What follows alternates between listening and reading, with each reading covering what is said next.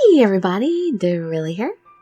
Thank you so much for joining me for another episode of Amnesia Memories. And we're doing those very last extra stories for the guys. Last episode, I did Kent and Shin, so today we're reading Ikki and Toma, as I have been going in the order that I originally read the guys in. And then Ukiyo will be his own in the last video, which will be tomorrow. So, let me get started here. You can just sit back, relax, and let me read you these two stories. To others and myself, it was a scene reminiscent of a romantic film. Faded in color, the afternoon felt nostalgically sentimental. In the seats across from me, a girl with long hair and tied up in complicated knots was sipping coffee through a straw. I was accustomed to parting with girls at this point, and the situation was no different. The coffee here is delicious, isn't it? Casually prompting her to drink, I looked softly at her face. You're welcome here anytime. Yes. She gave me a watery smile and looked down at her coffee, giving it all of her attention as if to hold back tears. As she sipped, the nearly empty glass made a clinking noise from the settling ice. Embarrassed by the sound, her cheeks turned red, and I truly found it adorable. Despite that, there was no question in my mind that we would part. I did not have romantic feelings for her, though there was no question of her infatuation with me. Until today we had experienced no problems in our relationship. From a bystander's point, it was surely a strange story. Furthermore, there are many others who wish to have a relationship with me, so to be bound up to one person would be unfair. That was the reason I gave her. Even I think it's a selfish idea. But there has never been a girl who has objected to my selfish reasoning. And so the cycle has continued, starting again every 3 months. The confession, the companionship, and the breakup. There was no room for any change of feelings on my part. There were times when they would leave with a smile, and times when they would cry. However, everything on my end was exactly the same each time. I spoke to her sympathetically. I suppose we should leave soon. Gently I pulled the reluctant girl up onto her feet. I'll wait for you. She pulled out her purse, but I refused. Moments later, we stepped outside into the busy street. Amidst the sound of vehicles passing by outside the cafe, I smiled at her. I'll see you again. Take care.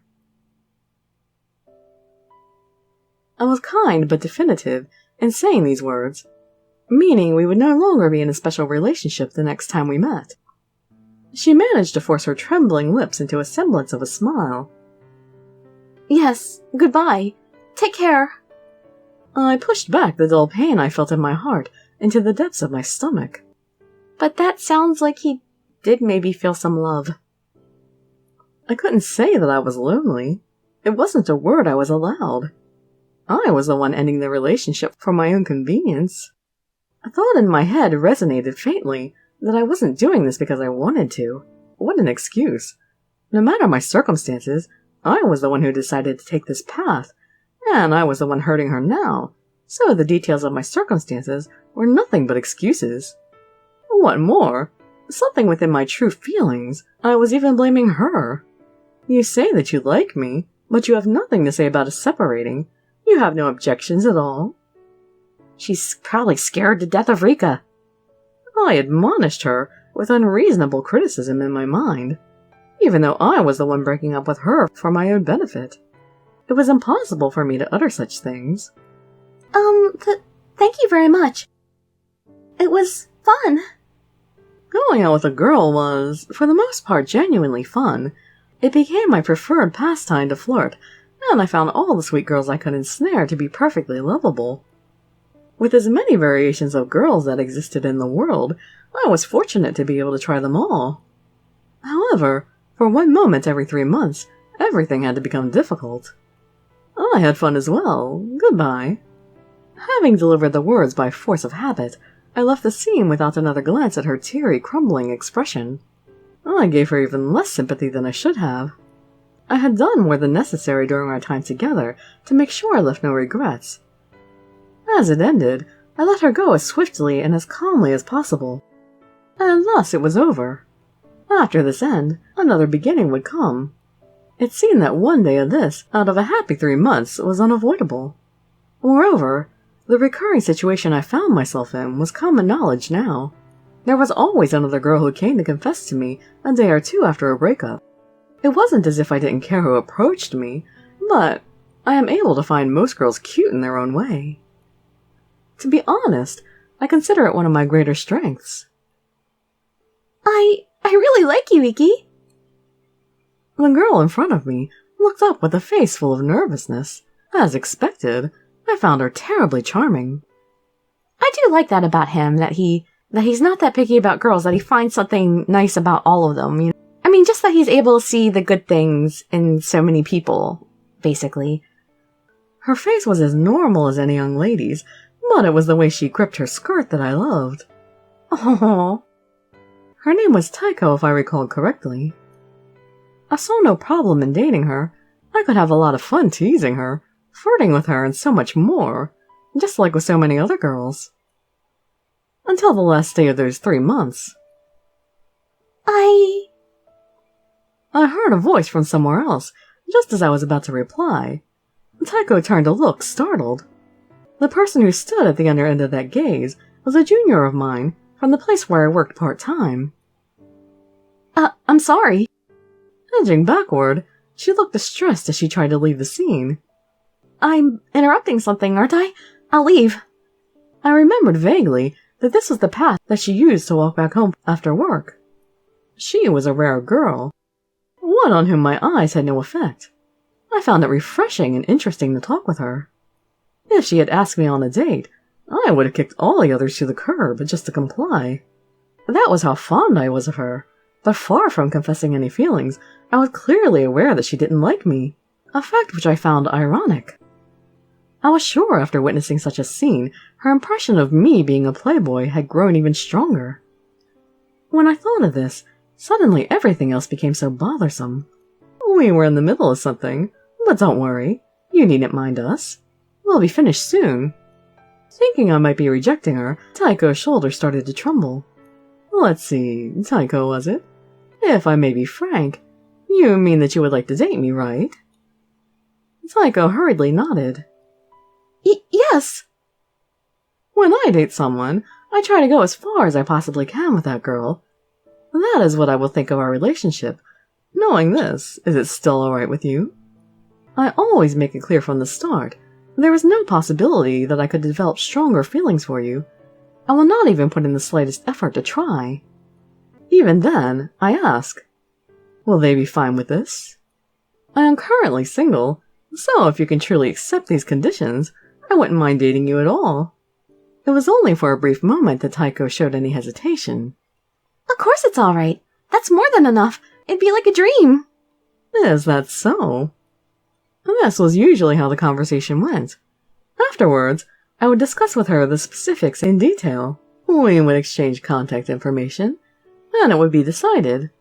A new 3 months would begin. It was a beginning with a predetermined end. Even though I knew I was beyond feeling any misery at this point, I couldn't help but wonder if the reason I felt so wistful was because Taiko was a bit my type. Really? I did rather like the girl I just parted with, though. Perhaps they both were. After I settled the routine details with Taiko, with a clouded mind I bid her farewell.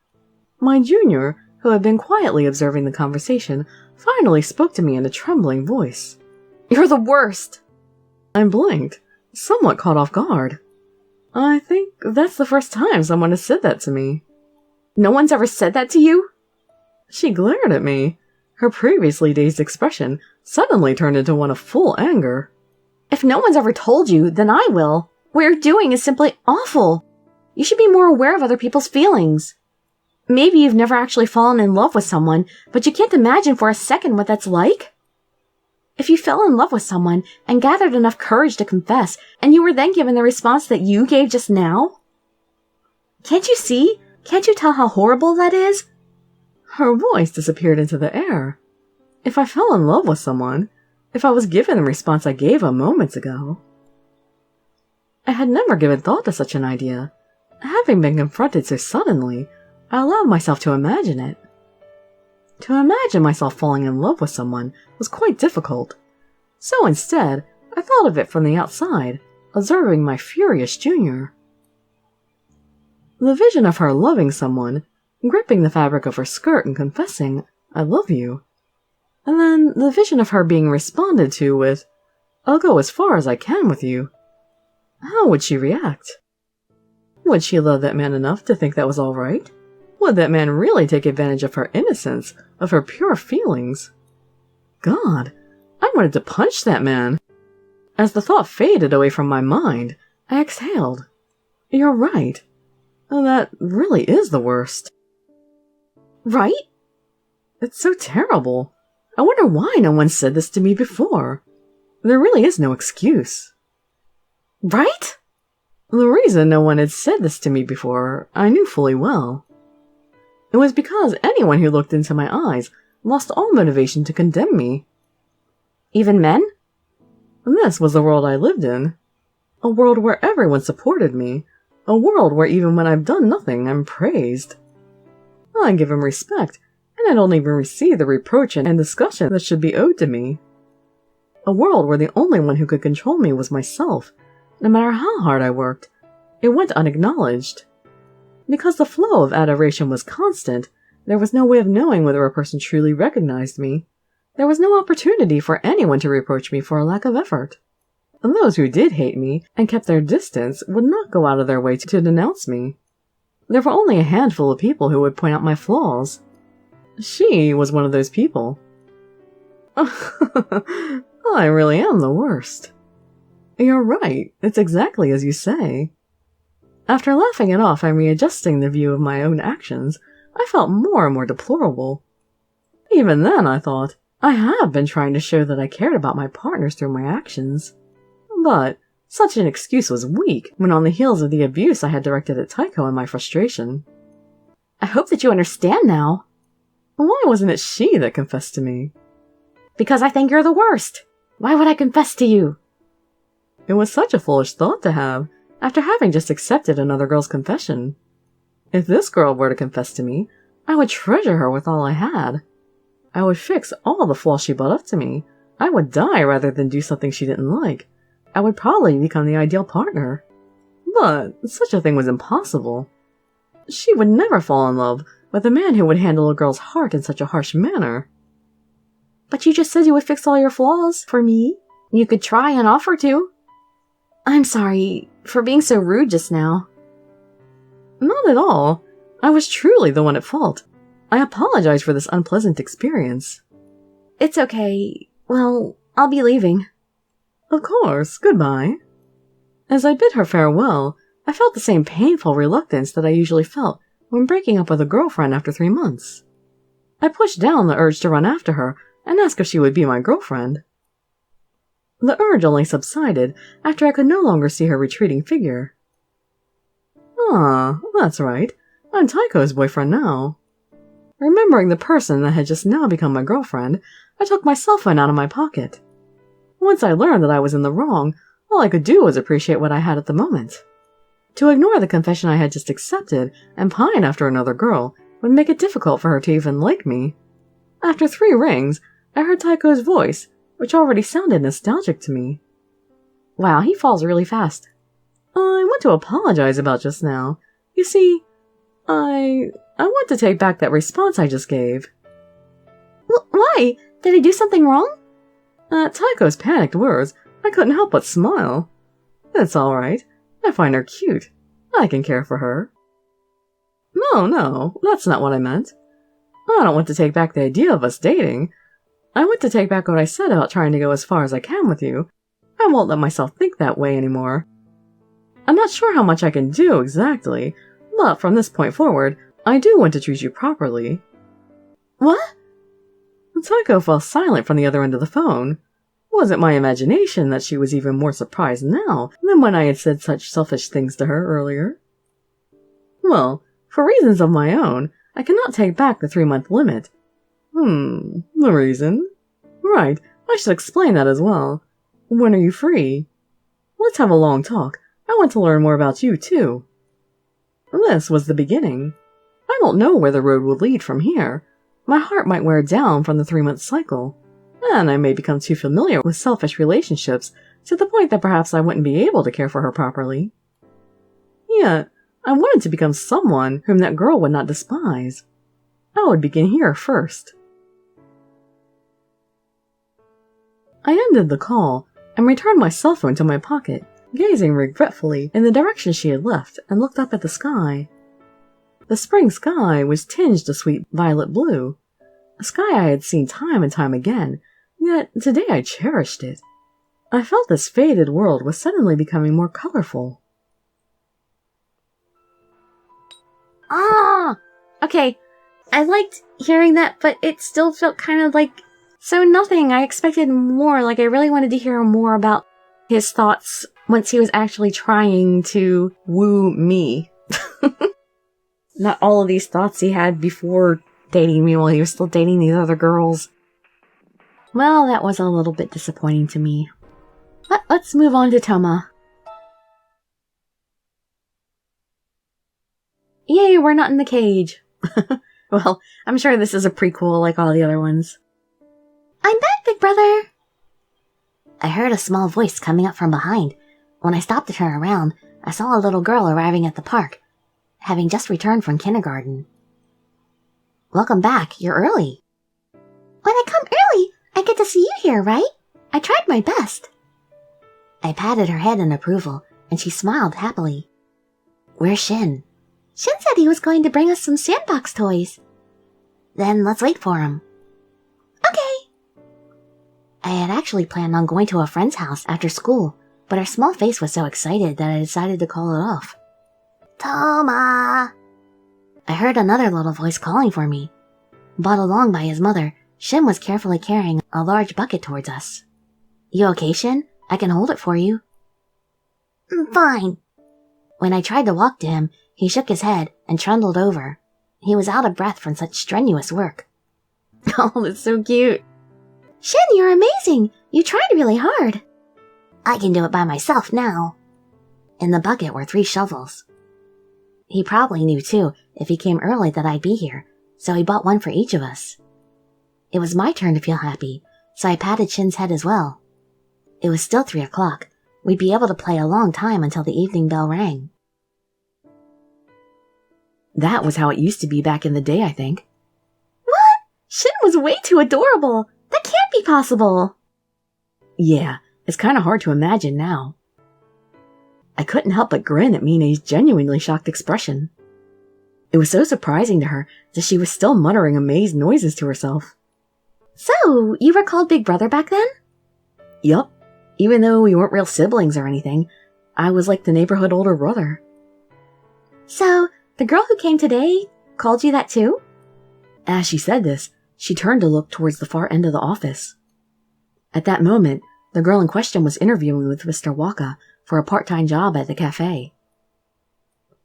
Yup, I was called Big Brother by her too. She's a year ahead of me in school, right?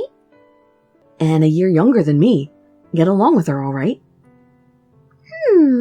That might be hard. Why? She's not a bad person.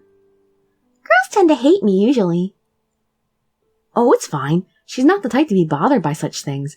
She usually gets along well with everyone. What? You didn't even deny that people don't like me. You're so mean, Toma. He's just honest.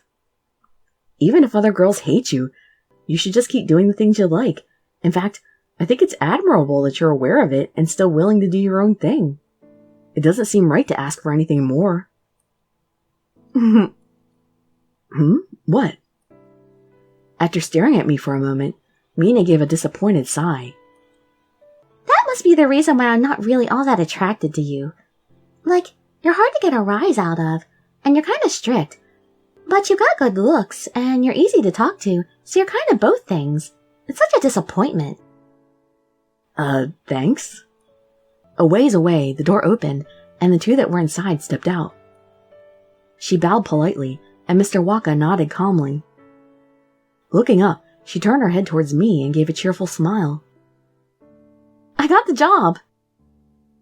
I felt both relief and surprise, and turned my gaze to Mr. Waka. He also gave me a quiet nod. Toma, You seem to be blessed with a wonderful friend. Let us have her join our staff. That's quite the quick decision. When I choose a person, I usually listen to my gut instincts. There hasn't yet been a time when that instinct was wrong. We'll have her start her shift next week. Conveniently, Monday is our weekly meeting. I'll introduce her to the other staff members then. Stepping past me, Mine walked up to her. After thoroughly looking her up and down, she smiled. I'm Mine. I'm a 12th grader, same as Shin. Looks like we'll be working together from now on. Nice to meet you. It's nice to meet you too. Since you're my senior at this job, may I call you Miss Mine? Having been asked so seriously, Mine waved her hands vigorously in refusal. Huh? What? No, you don't have to. I'm younger than you, so just talk to me normally. In fact, be more casual. Otherwise, we'll be uncomfortable. Then I'll just call you Mine. Please feel free to tell me what to do, and I'll try my very best. Watching their conversation, with neither being timid, I considered that they might get along well after all. She was already friends with Sawa, so I hoped that even after I left this job, the three of them would do well together. On the way back from the interview, we meandered up the hill towards the setting sun. Congrats on the job. Thank you, Toma. Interviews are really nerve-wracking. As if finally relieved, she gave a small laugh. The manager, apparently is super strict. Even though he gets a lot of applicants, he doesn't hire many. I see. I'm glad that I was then. Well, I figured you would be fine. Are you trying to flatter me? Would there be any reason for me to? Maybe. Not at all. She fell a bit silent, as if she were somewhat put off.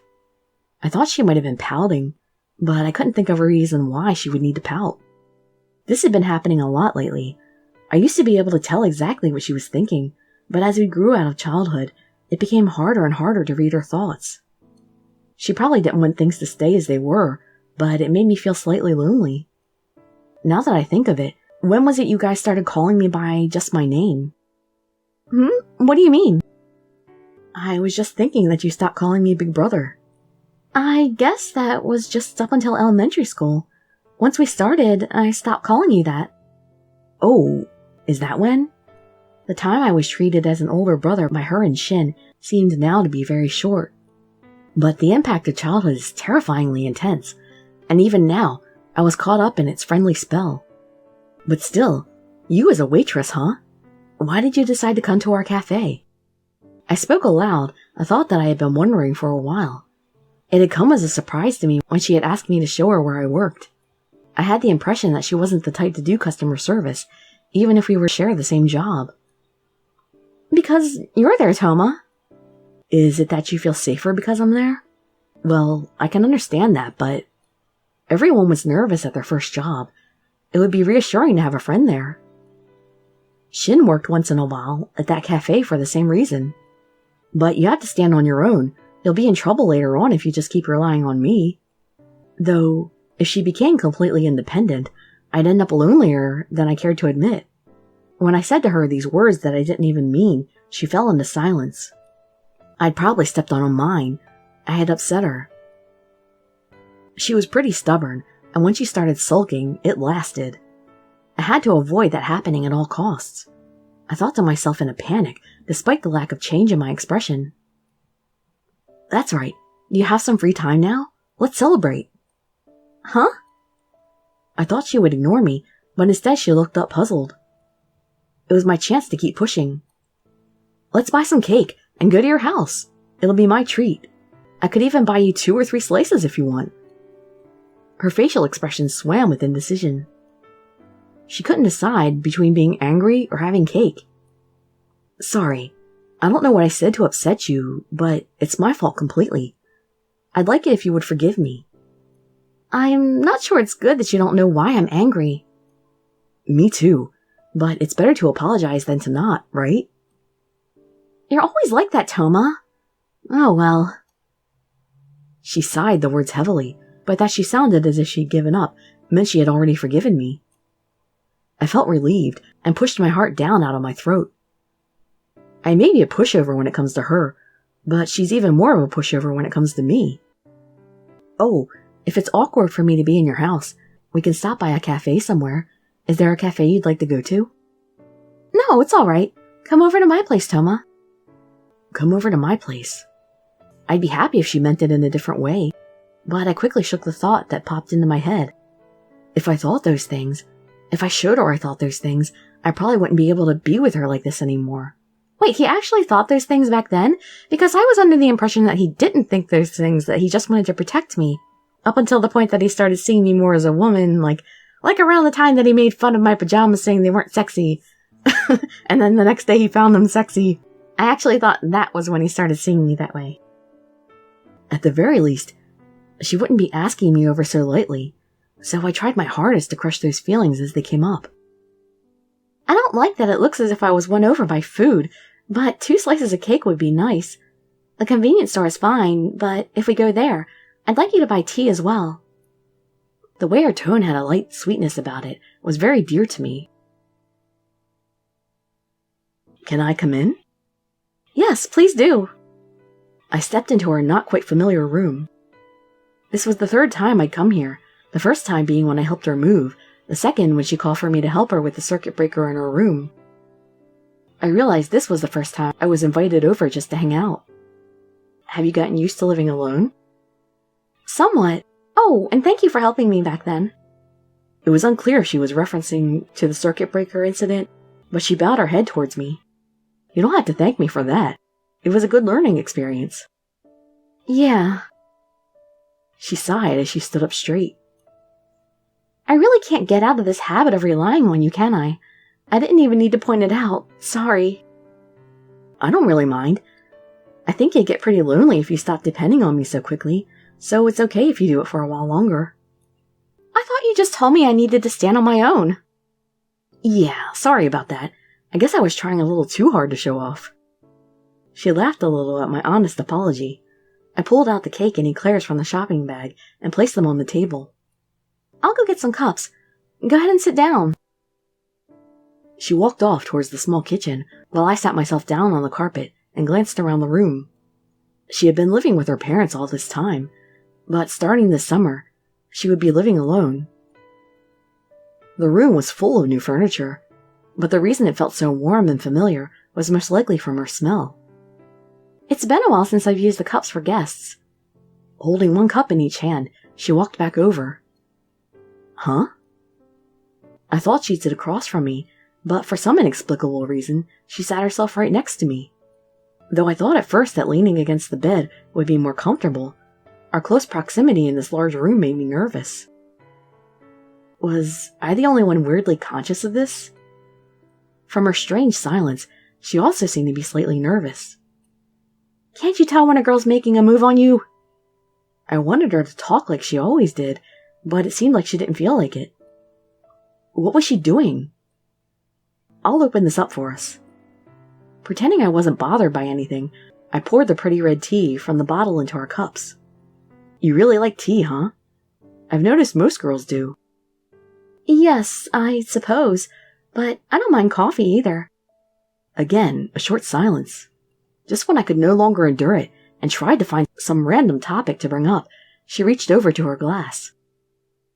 Staring down at the deep red tea, she suddenly spoke. You had a girlfriend during your 2nd year of high school, huh? It was neither phrased as a question nor as a statement, so my tongue was tied for a moment. Traitor, it said. Why was it that it sounded like I was being condemned? I felt as if a small, yet extremely powerful explosive had been thrown at me. I did, but we broke up. In fact, it wasn't just 11th grade, but even before then, I had received quite a few confessions and dated a few people. I had meant to keep it a secret, but she was pretty sharp. Why did you break up? Well, because, we just naturally drifted apart. Naturally drifted? You couldn't contact her? Even when you were in the same class? You know that my ex is in the same class as me even? I just happened to find out. The one person I didn't want knowing found out, huh? I thought regretfully in the corner of my mind. Why didn't you want me to know? I wanted to hide this from her, if I could. Why it was necessary for me to hide it, though, was something I couldn't rationally explain. You started disliking her, even though you liked her before? Well, I felt no matter how I responded, her reaction would be terrifying. Why is he so scared of me? So, I decided to tell her the truth. There was someone else that I liked. That's why we dated for a long time, then we broke up. Hearing this, her expression became even steelier. I stepped on another landmine, didn't I? So, you went out with her even though you didn't like her? It's not like that. Crap, I might not be able to dodge this one after all. I decided to confess more of the truth. It was all kind of despicable, but it was better than being misunderstood.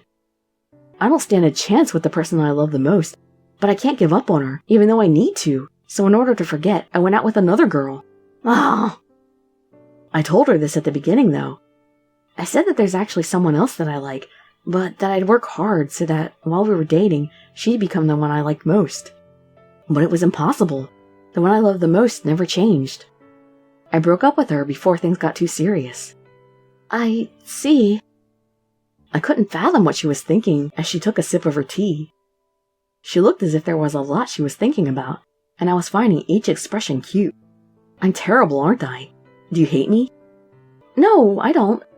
I kind of feel relieved. But I'm a little scared. The hurdles seem high. What are you talking about?